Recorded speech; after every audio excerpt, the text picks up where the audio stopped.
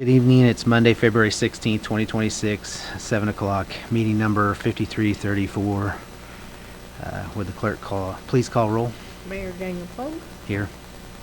Commissioner Michael Burns, Here. Commissioner Rick Sowers, Here. Commissioner Chuck Taylor, Here. Commissioner Jeff Reiner. Here. I see no one for invocation, so would you all please rise for the Pledge of Allegiance? Pledge allegiance to the flag of the United States of America and to the republic for which it stands, one nation, under God, indivisible, with liberty and justice for all.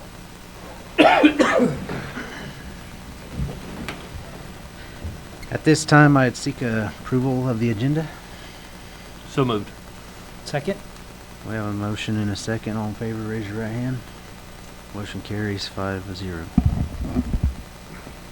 We have no petitions or proclamations. At this time, if there are any visitors in the audience that'd like to come forward, we limit visitors 5 minutes per individual, 15 minutes per topic. Final action may be deferred until the next city commission meeting unless emergency situation does exist. Are there any visitors? Seeing none, I would ask for a motion for the consent calendar, or if anybody'd like to pull anything. Got to make a motion, we approve the consent calendar as presented. Second. We have a motion and a second. All in favor, raise your right hand. Motion carries 5-0. We have no ordinances and resolutions. We have no unfinished business.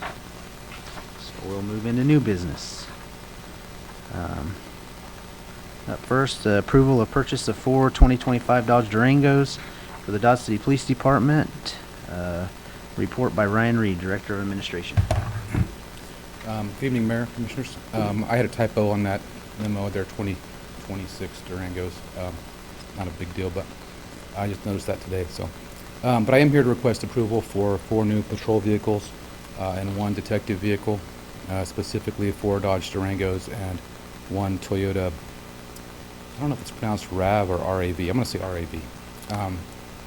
They're all new, all vehicles. They're going to replace vehicles, if you approve it, that are aging out, and they're necessary to allow the police to respond and perform their duties in our community. These 5 vehicles are budgeted. They're all from local vendors. The 4 Durangos are from Lot Motors, and the RAV is from Lewis Chevrolet. I'm sorry, Lewis Toyota. And the total for the 5 vehicles is $200,449.95. The Durangos are priced similarly to what we paid last year, and they'll still have to outfit them after that, but they've budgeted for that also. They outfit them separately these days. So I don't believe they're going to do any outfitting on the Toyota. So do you have any questions for me tonight? Any questions for Ryan? Not, I'd seek a motion. We'll just get a bid on the outfitting later. Yes, we can. I think that they typically use the gentleman, I forgot his name, but in Garden City that has been outfitting their vehicles, because he's the closest outfitter that so they don't have to drive them back and forth to Wichita and stuff. But yeah, we can get a bid on those. Generally J&R Audio. Yeah. I think he's the only guy around this area that does. Unless you want to go like to Wichita or, like Dallas or someplace, Oklahoma City. I also think it's kind of comparatively, it's a smaller purchase from him to outfit versus large amount. So, got to make a motion that we approve the purchase for $200,449.95. Second. We have a motion and a second. All in favor, raise your right hand. Motion carries 5-0. Thank you. Next up, we have the approval for bid for air packs and equipment needed for Dodge City Fire Department. Report by Bradley Hines, Fire Chief. Good evening, Mayor and Commissioners. I'm here to recommend the purchase of 12 air packs, 24 bottles, some extra mask, and a tracker that would track the mask like inside of a structure. This is the third. We did this in 3 phases. We started in 2024. We did about roughly 12 packs in 24, 12 and 25, and this is the third and final installment of the packs. So it should replace all of our Avons, which we've been having trouble getting parts for and getting worked on. It helps us meet NFPA 1981, which is a recommendation for updating packs every 10 years. We've had pretty good luck with them so far. The gentlemen come to service a lot, like the county has the same packs, Scott's packs in Garden City, so getting somebody out here to service them, that's been helpful. Everybody kind of using the same packs. So at this time, I'm asking for your approval for the $134,543.74 for the third and final phase of our air packs. If you have any questions, I can answer. Have we had many warranties on these or problems? Or? We do. I mean, but most of it, like we pay for the labor still. Yeah, the labor still, but all the parts are covered and everything. And yes, we've had some getting serviced off and on. A lot of times it's like the electronic cables where they go from our mast and hook up to like making connections, because either dirt, most of the time it's dirt or wear and tear. Sometimes, I mean, we've had a few that like loose cables and stuff, but the structure of the pack, we have not had no broken packs or anything. No, most of it's been electrical stuff. But yes, we've had to get them worked on a few times. Your Honor, I move to approve bids for MES or Scott Air Packs Update or SCBA systems for $134,543.74. Second. We have a motion and a second. All in favor, raise your right hand. Hey, just one comment on that too, Chief Hines. I know you said it's third and final, but I know we were caught a couple of times a little flat-footed towards the end of the year. My recommendation would be continue to purchase a few, even if it's not 12, maybe it's 6, so that you have some spares. And so that you kind of continue on with this kind of replacement. Even if you don't use them, you could set them aside, and then we've built up a little bit of inventory. So we don't get to the end of a year and we need 20 packs, like what caught us that one time. So Yeah, we need it. at least look at that in your budget. Yeah, what we had kind of talked about as far as budget-wise was to look if there's any that they're having a lot of problems with and get those replaced, but look at replacing possibly 4 to 6, maybe not next year, but Yeah, possibly just starting the year after. yeah. If they're 10-year life cycles, then before we get to that 8th, 9th, 10 year, Right. then we'd have a few in reserve or a few holding back. Right, yeah. Because We're- occasionally they do go through fires. So Yeah, we're not gonna wait and have to do Yeah. 10 a year for 3 years again. yeah. Thank you. Anything else? All right, next step, we have the approval for a bid of a brush truck for the Dodge City Fire Department. Report by Chief Hines again. Yeah, I'm here for the approval of a brush truck. It'll be added to our fleet of trucks, of grass trucks or trucks in general. But we're looking to add, we have a truck that's a 2001 truck and it's a manual transmission. Some people can drive it real well, some people can't. Then we get in a situation where they can drive it in town, but then when they get in the sand or out in the field or like fire's close, they panic and then kill the transmission and stuff. So with the approval of this, it'd be more user friendly for everybody. Everybody can drive an automatic. I got 4 bids with this, and it came in a little over what we had in the capital improvement. So I'm asking for, since we were under budget with our SCBA compressor, is to use some of that to fill the gap. So we had $250,000 budgeted for it, and our bids, the lowest bid came in at $258,871, and that's from Hayes Fire and Rescue, and that's who we bought our last one through, and it was bought in 2022. We've had good luck with them. They're easy to contact. They come through the area quite a bit. We've also bought our last 2 engines through Hayes Fire and Rescue, so we've done a lot of business with them. We've kind of worked up a rapport with them.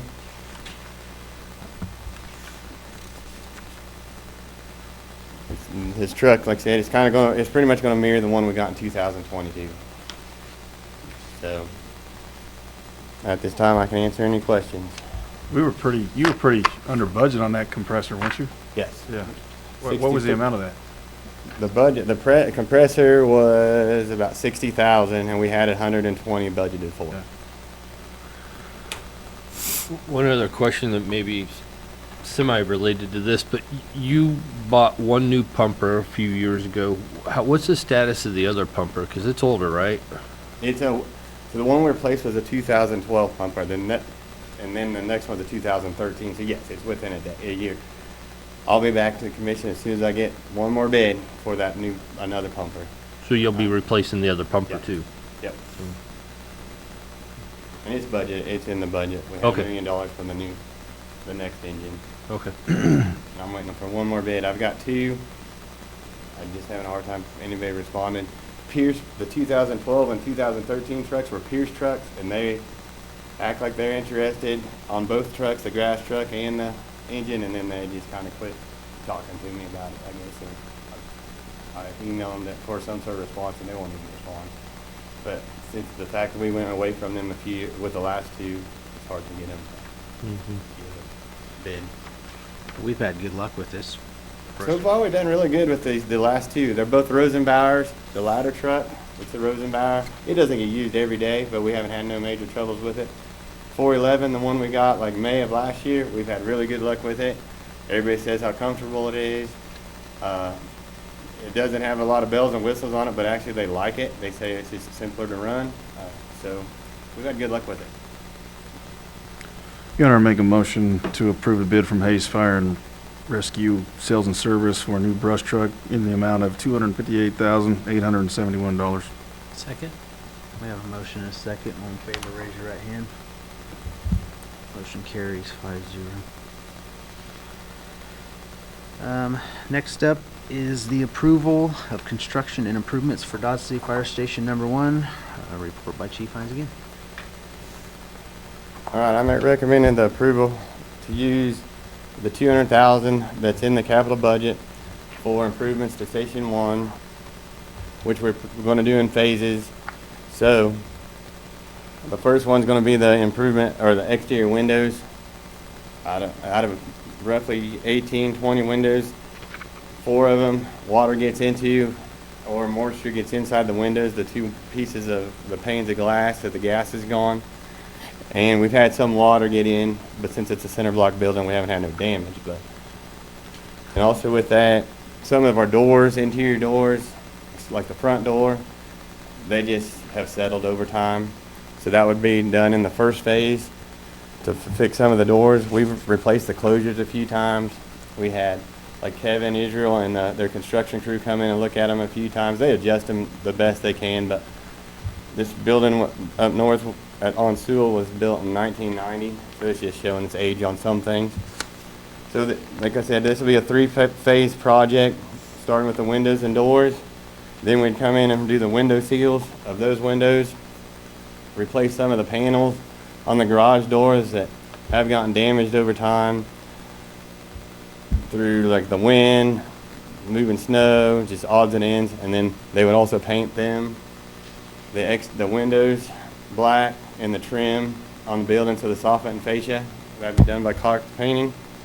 Then our third phase is a female bunk room. We've looked at this off and on for 2 or 3 years. We kind of had a plan for the basement, exiting and getting down there. We'd have to use stairs. So we threw around a few different ideas. So we came up with this storage room that's in the southwest corner of our building. It's on the main floor. We would make an exit out to the south to get out, and also an exit they'd walk into the bay. But with this area, we could have a bathroom, or a shower, the bathroom set up. And just depends if we use Murphy beds or what, but to an extent, 3 to 6 beds would be in there for future female firefighters. Or if, like I said, if we didn't have no female firefighters, we could use it as like the captains could be in there, or the officers for the day, those could be in there. So we've had Kevin Israel up there, the construction gentleman, director of construction, and he's looked at it. And also Josh Adams, the inspector, he's been up there, he looked at it. They're kind of going through some ideas. I talked to Kevin today about it. So they don't have everything they can see, project out is they'll be under that 100,000.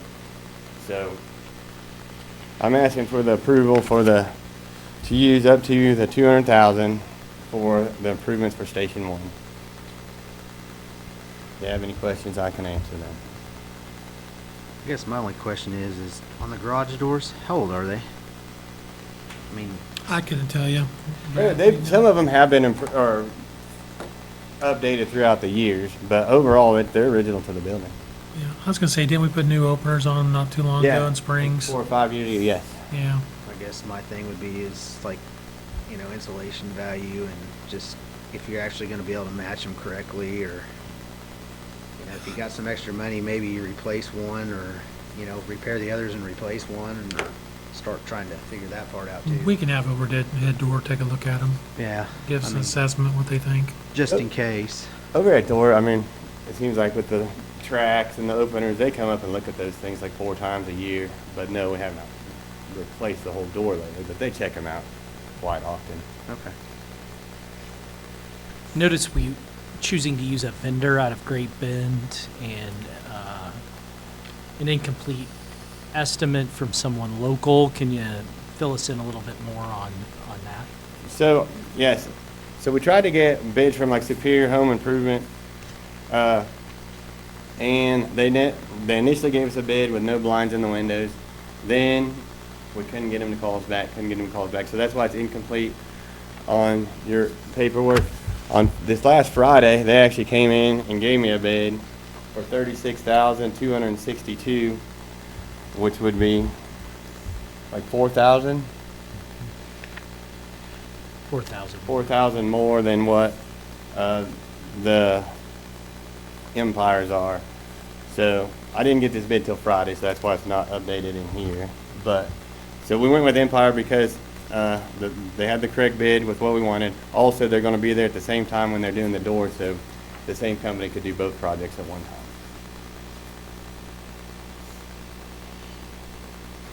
Questions from Brent?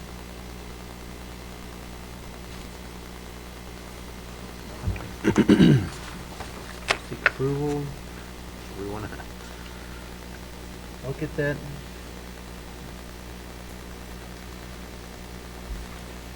Was it Pella Windows? They were bid locally though, weren't they? Yeah. And then this is just their contractor that they have because they don't have anyone locally that really does Correct. Pella window installation. So that is why you're seeing an outside contractors, because we have no local Pella contractor installers. Because we utilize basically who Pella ships us out to schedule wise, and they're the ones that connect us with the contractors that install them. Yeah, we even had a guy that's in the fire station. He does construction over in Cimarron, and we can order the Pella windows, but Pella's still can't put them in. Somebody else is gonna put them in. And he even said, like he puts in Pella windows, but he's contracted by Pella. Otherwise, you could do Superior, but they would just do the windows. Correct. Your Honor, I'd make a motion to approve the $200,000 of improvements as outlined to Fire Station 1. Second. We have a motion and a second. Motion carries 5-0. Thank you. Thank you. Next up, we have approval of change order number 1 from GSI for the repair of the existing void and ground improvements in and around anaerobic number 4, report by Ray Slattery, city engineer. Mayor and Commissioners, tonight I'm asking your approval of change order number 1 from GSI for the repair of the existing void and ground improvements in and around anaerobic and aerobic number 4 in the amount of $579,705.25. Based on the work GSI has completed to date, it's become necessary to revise the grouting plan out of anaerobic number 4 to stabilize and fill the void around that area. To date, they've been filling the void by basically putting flow fill in either through by just gravity means, which means they have a hole and they're just dumping the trucks into that hole, or they have done some pumping where they'll pressurize and pump that flow in, but it only takes a minimal amount and then it starts rejecting material. Not as much as the void has been filled by the gravity flow method.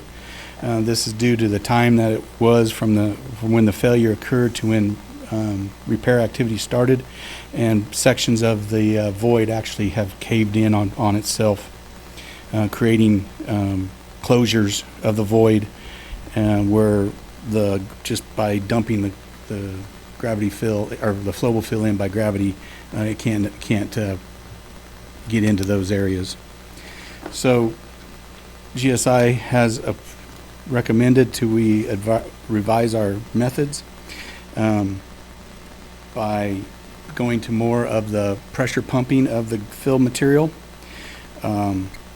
They are looking to remove some of the locations that they were going to drill and fill to save some cost. Their proposal was kind of a two-part. Placement of the bulk fill material was going to be done by GSI. The fill material was provided by Kroll, and if you remember, the city entered into a contract with Kroll to purchase that material, and Kroll was able to provide us our $5 a cubic yard discount for that material, which they provide to the city for all concrete material that the city purchases from them. To date, we've only spent about $260,000 of that contract, which was $1,157,700. We've put in about 1,300 cubic yards of fill material by the gravity means. GSI's contract also, like I said, it was a two-part. The other part of that, the second part, was that they would supply the grout material, which is kind of a special material different from the flowable fill that has to be pumped into the holes. So that's the reason for the increase. There's the increase of the $579,000, but we are saving roughly $900,000 from the Kroll contract. So all combined with the reduction of the Kroll contract and the increase of the GSI contract, we're still going to see an approximate savings of $319,000 on the filling of the void. GSI plans to have the void outside of the anaerobic lagoon filled by the end of the month, and then they'll be moving into the paved portions of anaerobic number 4 and then on to aerobic number 4. And I'm anticipating that it'll probably take another month of pressure grouting to complete the work in those areas.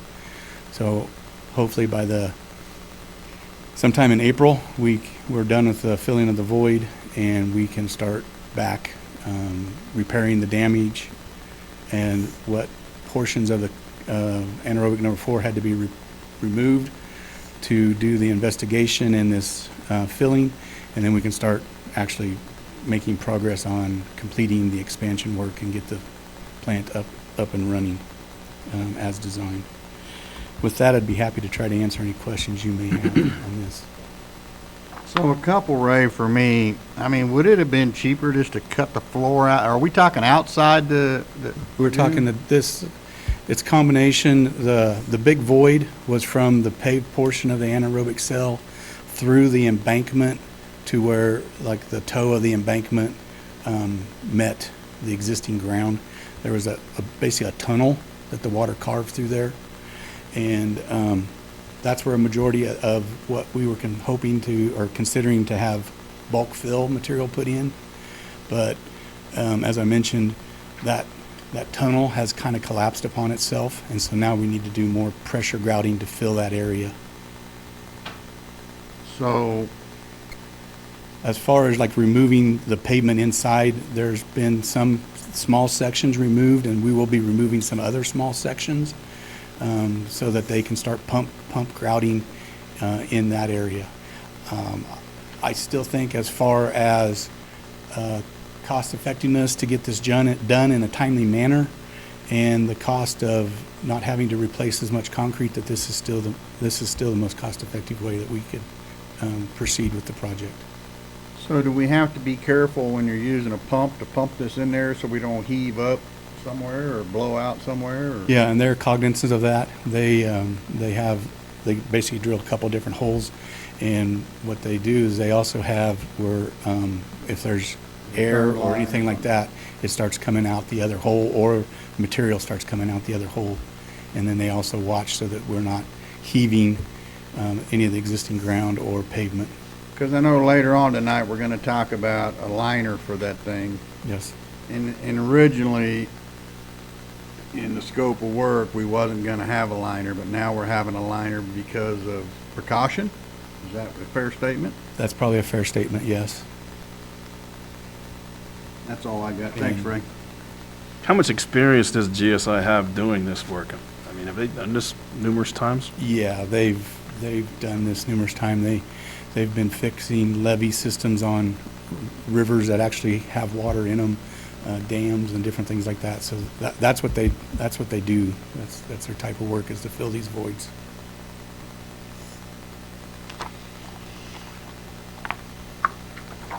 Your Honor, I make a motion to approve change order number 1 from GSI for the repair of the existing void and ground improvement in and around anaerobic and aerobic number 4 in the amount of $579,705.25. Second. We have a motion and a second. All in favor, raise your right hand. Motion carries 5-0. Next up, we have approval invoice for work performed outside of the scope of the wastewater treatment expansion project in the amount of $260,442.71. Report by Ray Slattery, City Engineer. Mayor and Commissioners, tonight I'm asking your approval of invoice from UCI for the work they performed outside the scope of the wastewater treatment plant expansion project in the amount of the $260,442.71. Almost immediately after the failure occurred on anaerobic number 4 on July 30th of 2024, UCI started measures to secure the site. Some of those I directed personally to limit the damage that was done to the site and protect those personnel that were on the site. Once UCI secured the site, they continued to provide assistance to everybody that was there, looking at what happened and how to determine the cause, how to fix it, and move forward from that point. They helped with the investigative procedures. They had to open up the retaining wall on anaerobic number 4, so they had to cut that retaining wall open to get equipment down into the hole to do some core sampling. They provided temporary infrastructure so that the city could meet its promise to take wastewater from Hillmore. At the time when they were promised to open their doors to their clients, UCI had to pump out both the anaerobic and aerobic lagoons several times last summer to keep water from penetrating in and during the times of the investigations. And unfortunately, or fortunately, however you want to look at it, it was an above normal precipitation event last year out there. You may ask, how come we didn't bring this to you sooner? It was kind of an ongoing event. Every day something changed and some work was added. And then we really didn't have an idea of the cost until late last year. So with that, I'd be happy to try to answer any questions you may have. I see they give us a breakdown of about everything. Looks Yes. like every time they took lunch and the whole 9 yards. So you're confident with this number that they performed this work? Perform the duties that are outlined us in there, and- yeah. You know how much money will be left in our wastewater fund after this, Nicole? Yeah, after this one, I mean, are we gonna have enough? And then some? Tell me again what the role of UCI is As in the general contractor for in the this construction- project? For the construction of the project, Well, whatever the, yeah, or this right here? no, of the project, Okay. Not, During- not this particular Yeah. portion of it, but the project in general. Yeah, UCI was the general contractor for the project. So that means they're in charge of the project. They are the ones that were hiring the subs, managing the work, everything like that. So that's who our contract is actually with. All the other companies that were doing work out there have a subcontract with UCI. What level of accountability have they, I guess, taken on this incident? At that point, I'm not sure if they haven't came forward to me and said, hey, yeah, we did it. I think that's something that'll probably have to be determined through legal. I'm not sure if they had a call in that failure or not. Yeah. I mean, it's a difficult position because I guess when I feel like it, hire a general contractor, I'm just going to dumb it down, to build my house. And before I move in, the basement floods and half the house washes away. I'm not going to be too excited about paying that general contractor any more money Especially to clean it up. to fix my house that they originally agreed to build the house with. And even though general contractor's hiring subs and all the other stuff, it just, I know it's a legal thing, and I can't wrap my mind around paying them any more money, period. And I guess we have to, but I kind of feel like I shouldn't have to at the same time, too. I know they did a bunch of work, but it's really their project that failed. Whether they're responsible for it or not, the failure, it's still their project. It's their baby. I'm just trying to wrap my head around it. If I have to do it, I have to do it. But my gosh, I'm not liking to do it. I understand. Some of the measures taken early on, in my opinion, were to help save some of the existing facility not being built by them.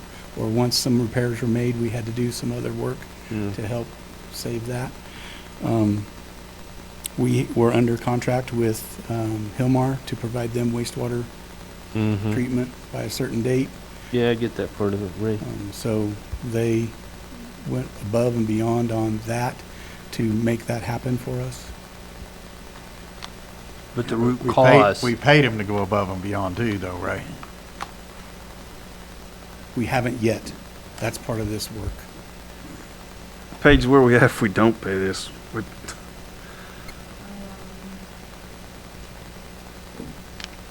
Well, we have other counsel on this, and if you remember, we had a meeting with him at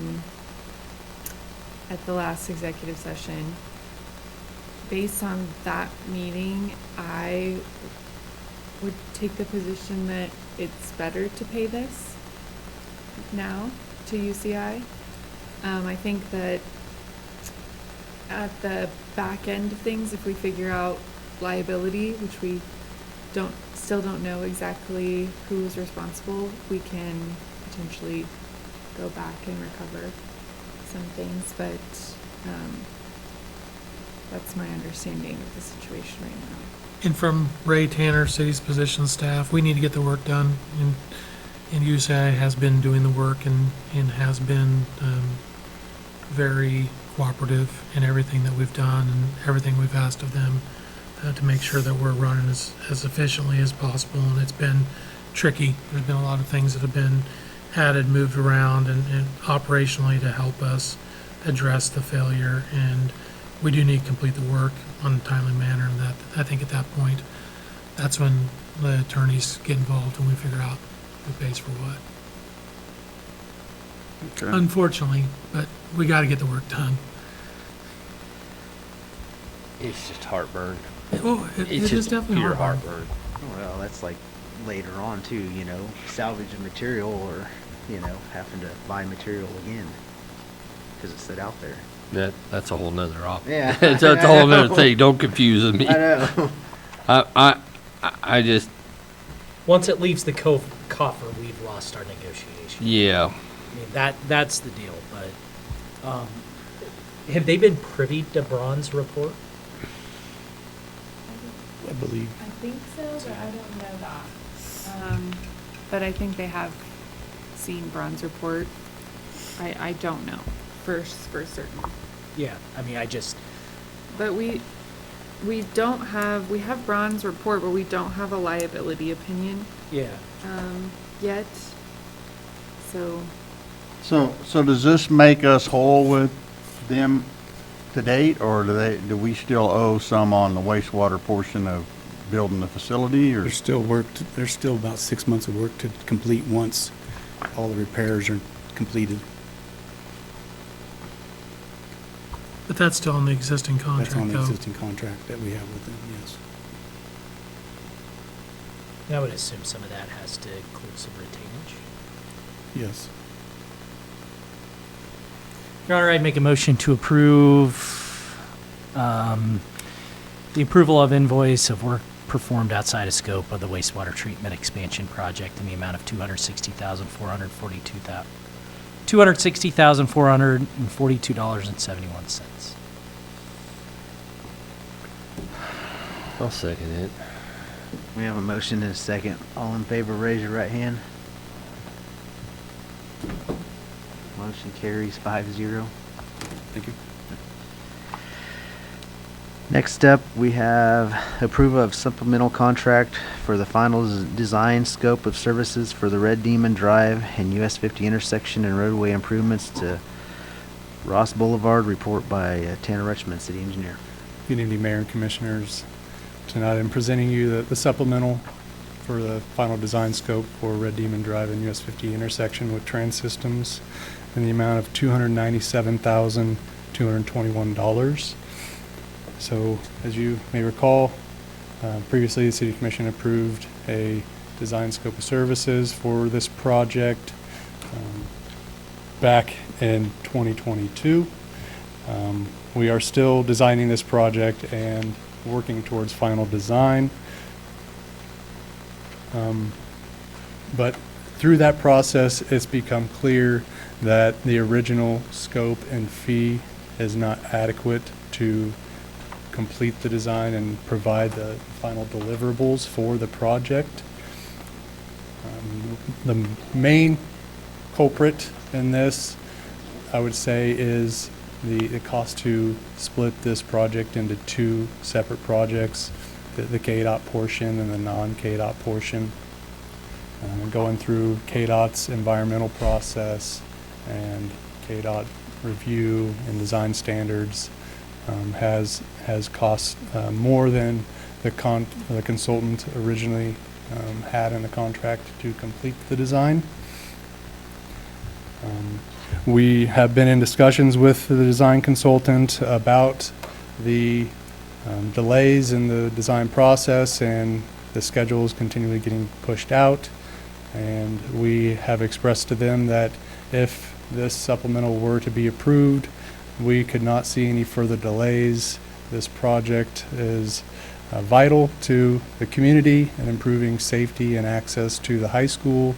It has ties to KDOT money, and it's also connected to an additional design project that we have just kicked off with the 14th Avenue and US 50 intersection project. So we can't stand to lose out on the KDOT money that we are getting through the C-CLIP project, and we need to keep to the schedule that they are proposing with this supplemental scope. And as right now, if this were to be approved tonight, they are estimating or proposing to have design completed towards the end of this summer and have the project out to bid, as well as the KDOT portion would be bid basically about a month after the city and school district portion which we are also participating with the school district on the non-KDOT portion of the project.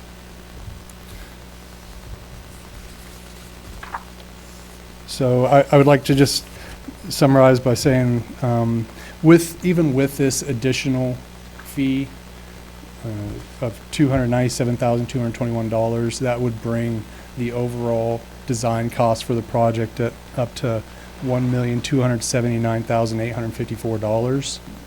And based on current industry standards, or what we see in the industry for design, is if you compare that to the estimated construction cost for the project, that would put the design cost at about 9% of the estimated cost of construction, which is right there in the typical design cost window that you would see in that 8 to 12% range. So it wouldn't be out of the norm. I think that a lot of it was just they underestimated how much work it would take to complete the design and the two plan sets for the design.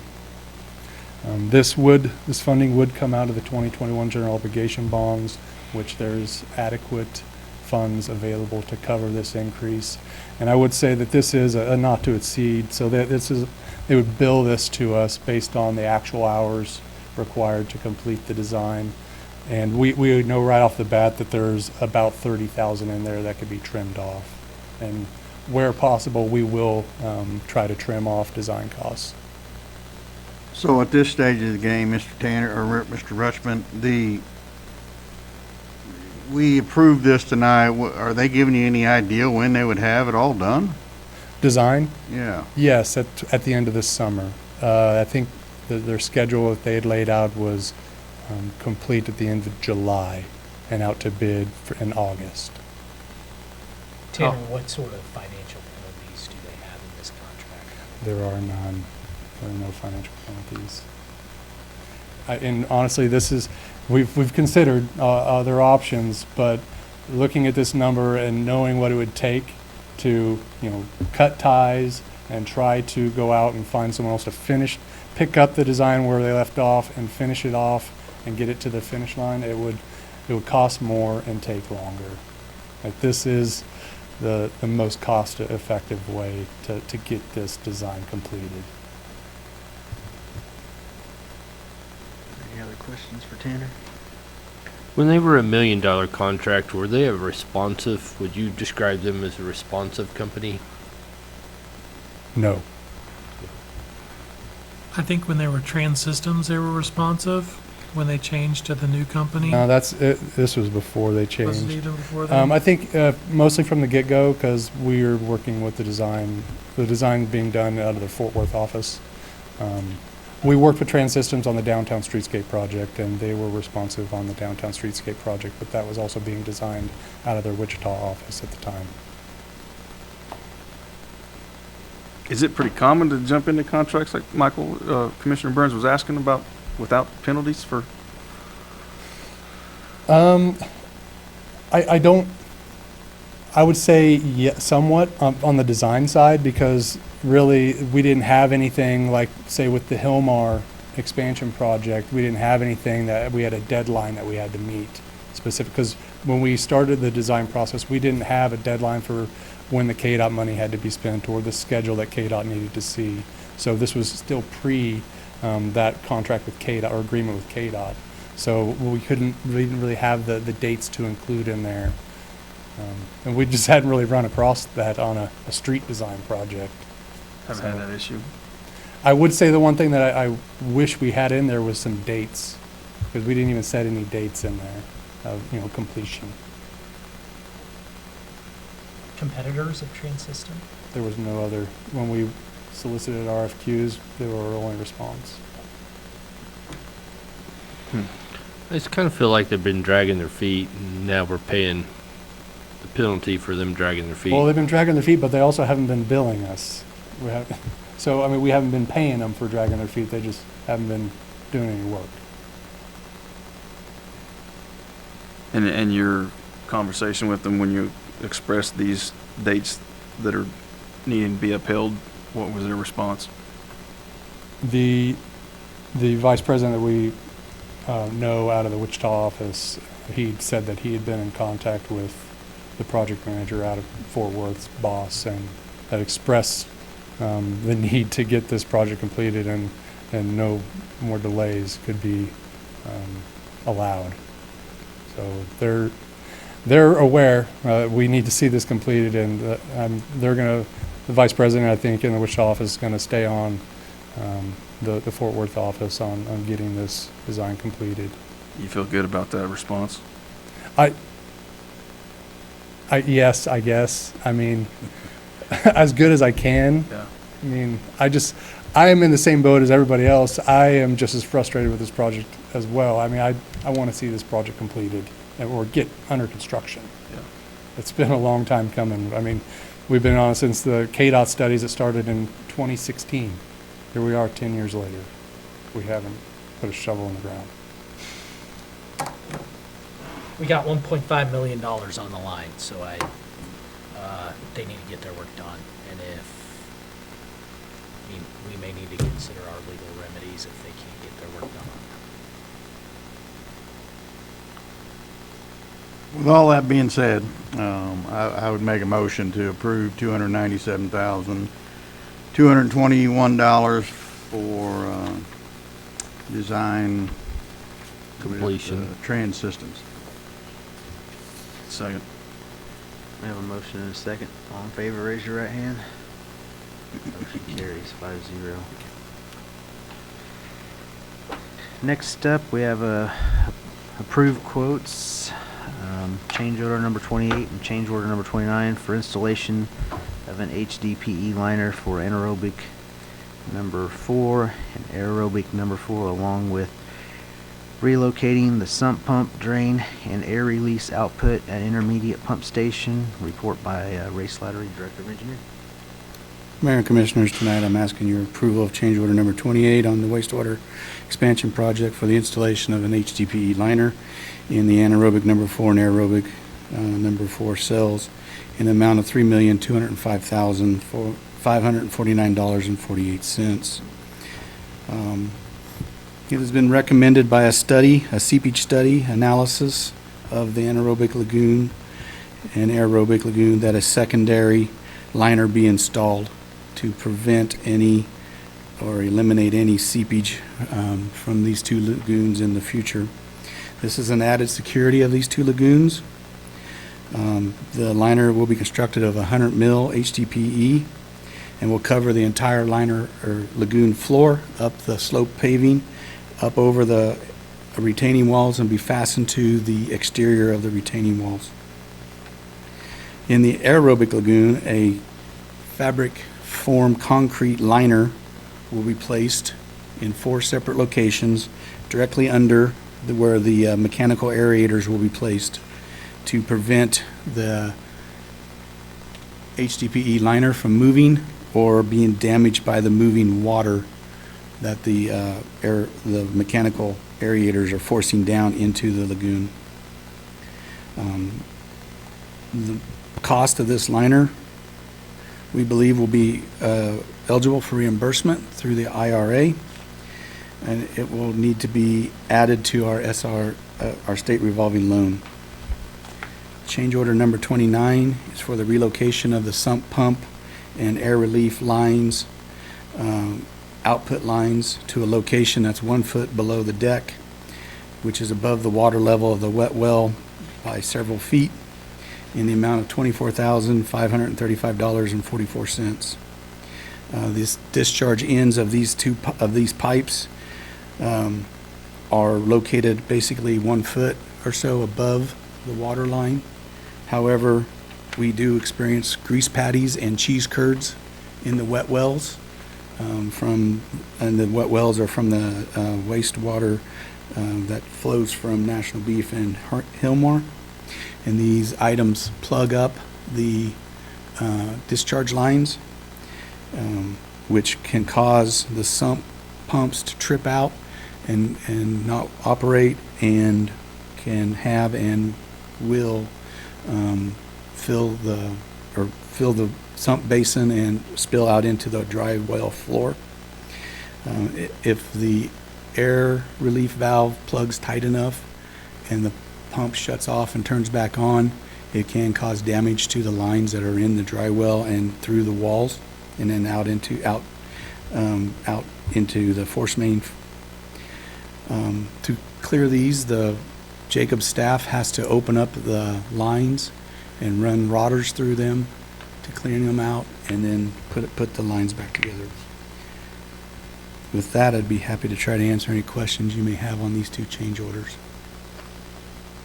So, moving the pump is because we're getting too many solids from, Yeah, the discharge line, the discharge ends of the sump pump lines and the air relief, we're getting solids in the wet well, which that happens, and it's happened ever since we started accepting waste, basically from National Beef. They send grease to us once in a while, and that grease just collects in that wet well. Jacobs they do clean that out periodically when it becomes a real big maintenance headache, but they can't clean it out every day.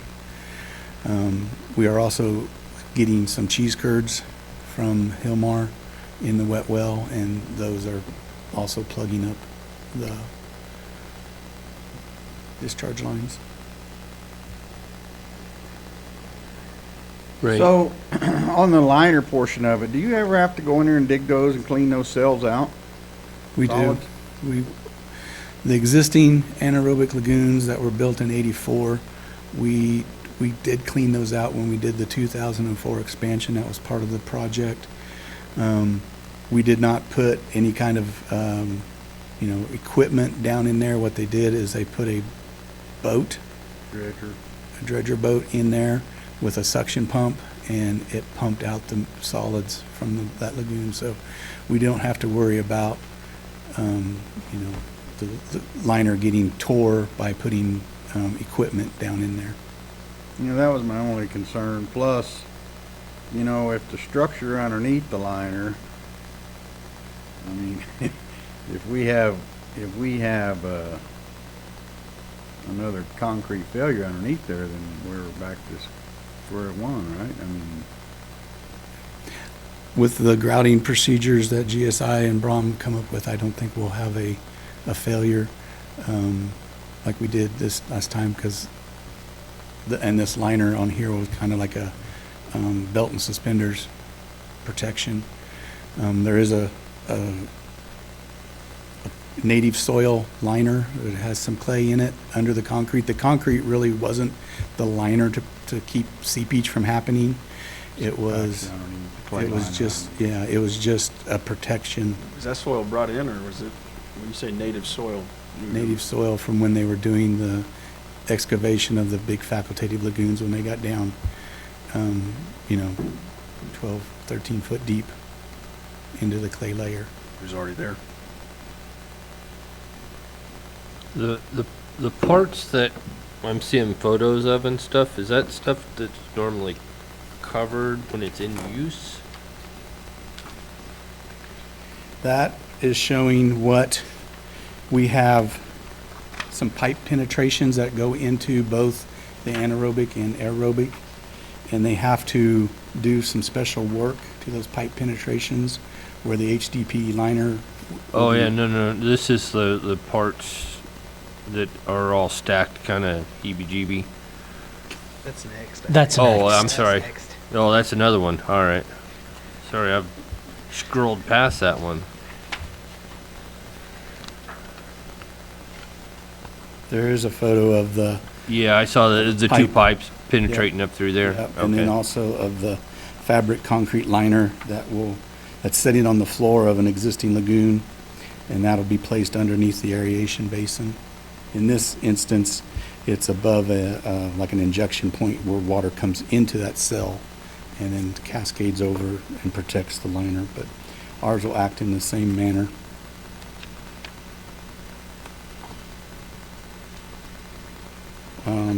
I forgot to mention What's, the change order 29 for the $24,535.44 will come from contingencies.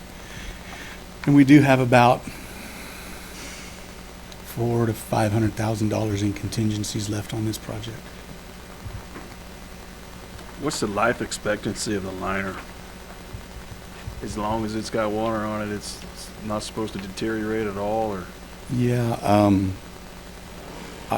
the existing liners that are covering the anaerobic lagoons that are exposed to the sunlight and the weather and everything like that, they've been there since '06, so they've been out there about 20 years, and we haven't seen any deterioration of those. They do get damaged from time to time. We've had the wind rip them and things like that, but they're able to weld those back together. Where these are basically not subjected to the sunlight, being underwater, I think you're going to see a lot longer lifespan. And the other liners are actually probably, I don't know the exact lifetime of the liners though. Yeah, these are also thicker than These are how thick, 100? 100 mil. Yeah, those are 60 covers, right? Any other questions for Ray? Just as a point, UCI is the contractor. Correct. Subcontractor markup is 10%, $248,299. So just for perspective on the contract we just approved. Thanks for that, Michael.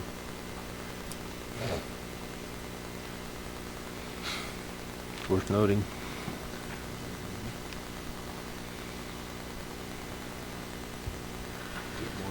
I guess the question I would ask, is there other people out there that do liners? I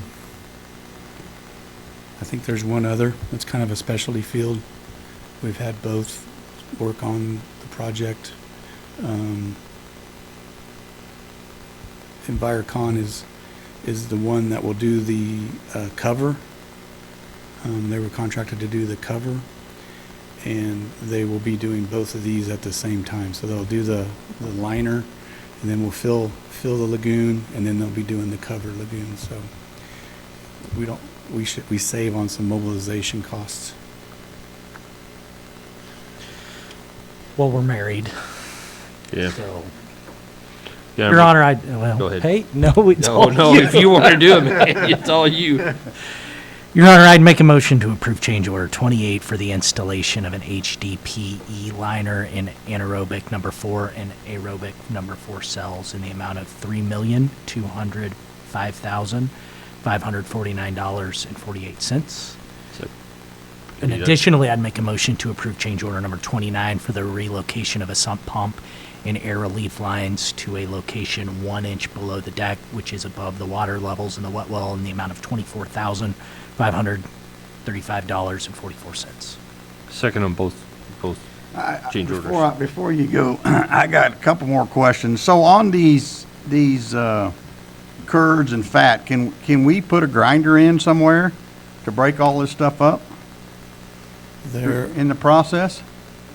They do have screening units at National Beef that's just not catching it, but by the time it kind of gets to the wet well, it coagulates into larger masses.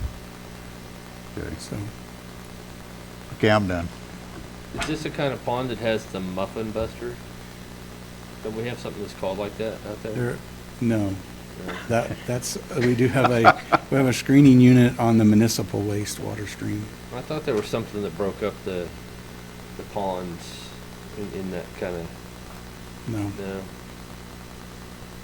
there is a muffin monster.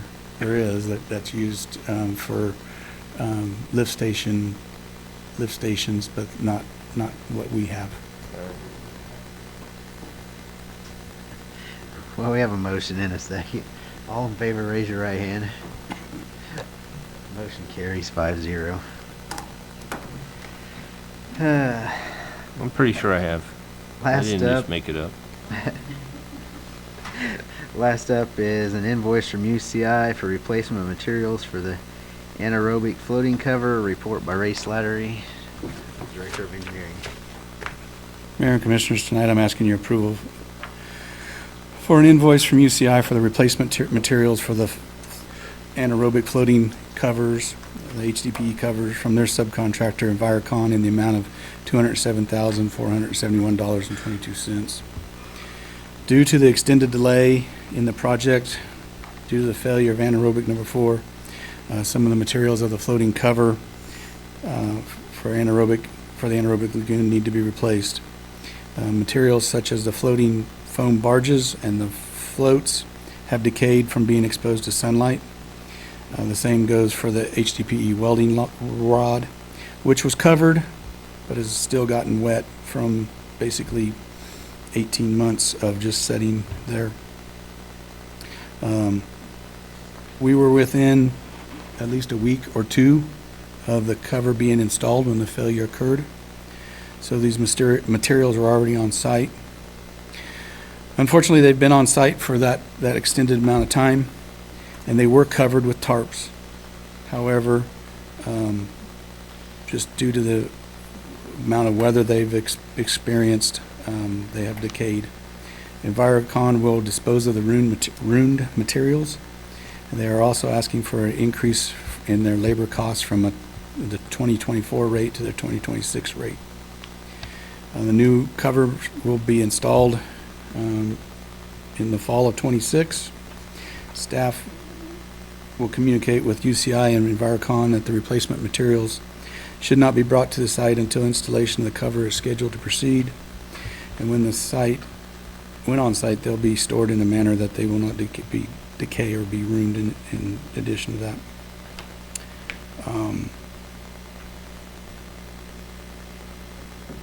I'll try to answer any questions you guys may have. This is the one I got a problem with. I mean, there's some serious oversight going on. Understand? When the failure first occurred, we were trying to eliminate or figure out what happened, how it happened, what could be done to lessen the cause, lessen the damage. And then by the time it was realized that these materials were on site, and because they were not near the active work site, Envirocon had set up their staging area over by one of the new facultative cells. It was discovered that the tarps had been tore by weather and things like that. So. Too, it's UCI's contractor too. I mean, to me, they should kind of eat their rate. Yeah, I feel that at least somebody on their crew should have known, hey, we need to send this stuff back. It's not going to get used for a while. Rather than I'm sure we had space to store this somewhere in all of our facilities, right? I mean, I just wonder how much of this is the general contractor saying, hey, let's go as far as we can to recover as much as we can. This is the one I'm not happy with the other two, but this is the one where this is their responsibility to manage the work site. And by the way, the total project was what, 50 million that they did? Yeah. Well, I mean, yeah. So, because did they do the pipe? No, they did No, not. they They didn't didn't. do that, so that was 9 million out of that. But, so, I mean, effectively, they've had a 10% markup on $50 million. Ray and I will go back and visit with them on this item. I think at some point we have to just share our displeasure with where we're at. Yeah, bring them in here. We can do that. Well, and I know it's frustrating for you guys as well, Yeah, too. it's- I mean, but It isn't your, it's not your responsibility to manage the day-to-day activity of the general contractor.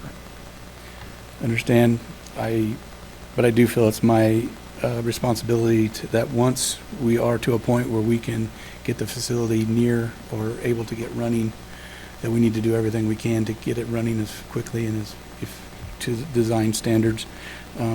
We are, we're getting by. It's not ideal in any means.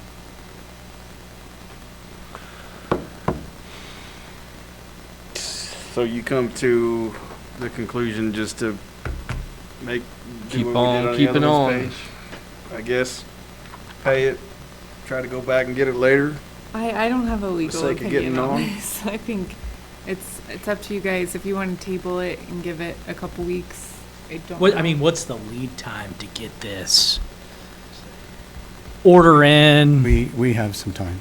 Yeah, Your Honor, I'd make a motion to table the invoice from UCI for the replacement materials for the anaerobic floating cover. Second. I have a motion and a second. All in favor, raise your right hand. Motion carries 5-0 to table.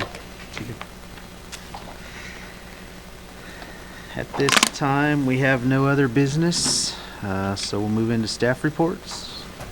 Mayor and Commissioners, in regards to commission calendars, looking ahead, April 6th, myself and Commissioner Burns are going to be going to Sky West to meet with them. We're about a year out from our contracts renewal, just a little over a year. So we're going to be visiting with them to look at a secondary potential stop for us on the airfield. So wanting to look at potentially moving that date to maybe the 13th of April. And then also April 20th is the date that we're supposed to be in Washington, D.C., and wanting to move that to the 27th. So April, basically moving in both of those meetings to 1 week later. So it'd be instead of the 1st and the 3rd, moving them to the 2nd and the 4th in April, if we can, because won't be back. If we were back on Tuesday, that's one thing, but we're not going to be back until Wednesday mid-afternoon, both of those weeks. And then the other date that we're potentially going to be looking at is October 19th and moving it maybe to the 26th. International City Managers Conference is that day on the 19th, and so myself and Melissa's on the Kansas Association City County Managers Board, and myself will probably attend that conference. Then the final item I have is House Bill 2745. That's the tax bill that I went and testified at last Thursday in Topeka. They did listen to our exemptions, and they did include those into the bill that passed out of committee today. I was really concerned with the basically the abatements and the exemptions that would allow us to capture the incremental increase once, like Neighborhood Revitalization Act comes online, IRBs come back online. They had those all exempted out. So basically, the way that the bill was written was, as those came back on the tax rolls, you had to lower the mill levy and lower your expenditures to match them coming online. The goal was basically 3%, no more than, the goal is ultimately no more than 3% increase to homeowners every year is the goal. And it was never intended really for growth of a community, adding additional houses as they come on, etc. It was just basically to try to keep our general fund property tax revenues to no greater than 3% year after year. But this does allow for, the exemption does allow for new construction not to basically harm you in that effort to continue to at least operate your city. The second amendment that they made, they had it where it was an automatic election. If you went above 3% increase in your property tax revenues, now it is a protest petition. So they actually have to go to the county and file a protest petition in order for it to go to an election. And that's 10% of the electorate that voted in the last presidential election. So it's a much higher standard than just typically a 20% of a normal election year or the last election period. The other amendment that they made was originally they had basically a re-implementation of an LAVTR, which is basically revenue sharing to a point. They were going to put $60 million into this basically pot of money that would allow the counties and those tax entities that did not exceed that 3% to get a little bit of that pie based on population, assessed valuation, and a couple other factors. But the way they had it originally set up is it went directly to the counties, and then the other taxing entities had to do a memorandum of understanding to determine how that 60 million was going to be divvied up within the 105 counties. And they'd made the determination that that's probably not the best way, because counties and cities would just fight with one another on how that's broken up. So they did make an amendment to change that as well. But it has went on and will go on to the House floor for final approval. There was a motion, but it failed, which I think is absolutely great, and it failed. But it was basically one representative saying, well, if you're going to hold counties and cities to the same standard, then the state and school districts should be held to the same standard, and that failed. So there was only 4 people that voted for that on a committee of 18 House of Representative individuals. And they all understand that property taxes are still going to go up, but they did their part in passing legislation that will at least take care of a part of it. So, and they do also realize that school districts are the largest portion of the property tax bill. But they didn't want to exempt themselves because they didn't want to tie the hands of the budgets of the school districts. So it was interesting, the conversation they had today. But outside of that, that is all I have for today. The $60 million fund is replenished or is expended and gone? It's replenished every year with a 2% increase every year. The key is and there is basically a kill switch in there, if the House or if they fail to pass the required funding, then we go back to business as usual. We don't have to follow revenue neutral rate. We don't have to follow the 3% rule. All those caps and rules and regs are gone if the state fails to fund their portion of LAVTR. Yeah, I'd like to give them a bill for the last LAVTR. Yeah, 60 million doesn't even come close to what it No. technically should be. At this point, I think the last estimate I saw, which is a couple years old, it was in that $500 to $600 million range, Yeah. is what it should be funded at to meet the, basically, it's Demands, a constitutional, outlay of what's supposed to be. I have nothing. Paige? Just real quick, wanted to let the commission know we had our COMA training. It went really well. Thank you for coming, Mayor Pogue, and I wanted to publicly thank Colin and Melissa and Maria and Nick for making it a great training and participating and setting it up. We've gotten a lot of positive feedback, even though it's not the most exciting topic. Melissa? Connie? I have one thing before we go to executive session, if I can. Yeah. Since everybody's here, I would like staff to research into the possibility of adding something into the zoning or just regular regs on people who live in their cars or camp in their cars, and putting some kind of a time limit on it, and having it incorporate more than just city property. So I think it'd be more of a zoning issue. I kind of quickly Googled through our regs and zoning regs, and they really don't have anything for camping, but we require somebody who's building a house to have a lot of conditions met, and then somebody who just decides, hey, I'm going to go camp out in my car and live on the side of the street, and they live there for months. It just seems like there's no facilities for them to do that. And it just seems like there are communities that have those regulations. I just feel like we're at the point now where maybe we should look at that and not only do cars, but just maybe camping in general. And if we want to have a dedicated area for that to exist, then I think that's fine. I just think in general, it's something we need to address. We addressed this in communities I've been in before, and it was with a camping permit, basically, is what it was. And it was only for a certain number of days, and it had to be in a regulated area that had access to restrooms, running water, Yeah. etc. So there are those rules and regs that are out there, so we don't have to necessarily reinvent the wheel. So Yeah. we'll look into that and bring something to the commission. Thank you. Thanks, Rick. All right, anybody else? All right. Your Honor, I'd move the City Commission recess into executive session pursuant to the exception found in KSA 75-4319B2. The justification for closing the meeting is to consult with an attorney on matters deemed privileged to the attorney-client relationship.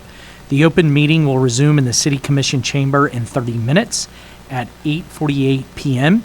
The meeting will include all present commissioners, City Attorney Paige Gilmore, Director of Engineering Ray Slattery, and City Commissioner Nick Hernandez. The City Commission will not take action upon returning to open session and prior to adjournment. We have a motion, do we have a second? Second. I have a motion and a second. All in favor, raise your right hand. Motion carries. We're now in executive session.